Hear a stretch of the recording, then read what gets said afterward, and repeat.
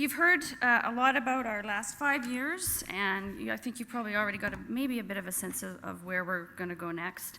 But as we were thinking about the work that we had done over the last 5 years, we didn't feel it was time to leave improving the patient experience entirely to others, but we recognized that a lot of organizations and patients in particular were working on the problem on a much bigger scale than we can. This is Truthful Day, so I have 7 staff. That's the team. So there are bigger organizations who have a platform that we don't have who can take up the work.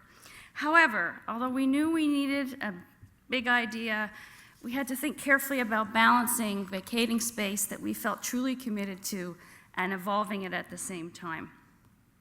So as I referenced this morning, although it wasn't our primary focus over the last 5 years, we heard a lot about how vital it was for families to be involved in the patient's experience. And we heard we could do better to include and support them in order to have their wisdom valued. So that's where we're going to play in the sandbox over the next 5 years. We're going to try to focus on the family caregiver experience as part of a healthcare team for patients. So this young lady, Gail Anderson, you've probably seen her in some of our material. She's a very vital part of the PATH project, and she's also a caregiver. The video you saw this morning of Marilyn and Jim, they're actually Gail's parents. So we have learned a lot from this family, and they have taught us a lot about what is actually possible. If we go back to our puzzle maker analogy for a minute, it is the family that is putting the pieces of the puzzle together, and the system doesn't always acknowledge their struggle. So we're hoping to do something about that. And I want to be clear that when we use the word family, we are defining that term as whomever the patient defines as family. So there's not really a label there. It's whoever the patient wants as part of their circle of care.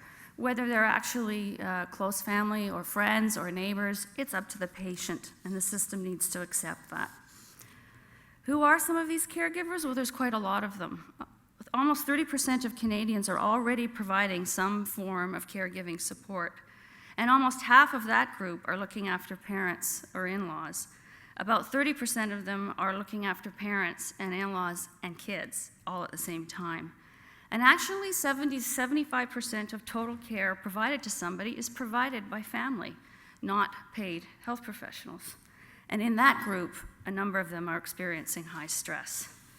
So we believe that by recognizing, facilitating, and supporting the role of a family caregiver, we can improve the patient experience, we can coordinate care more effectively, and we can create an environment to facilitate the highest quality care.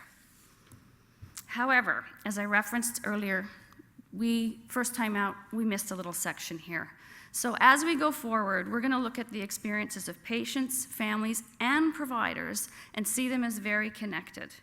We plan to try to figure out how we can help the system take this on. So what will we do?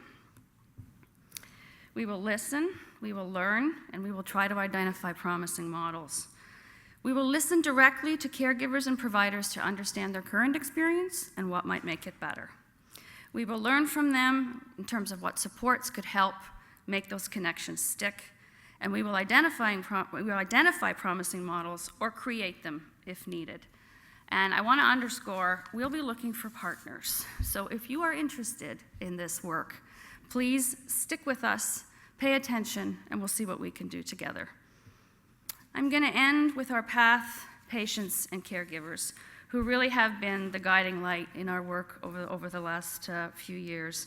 And I want to end with this picture in recognition of the value of their wisdom. So thank you.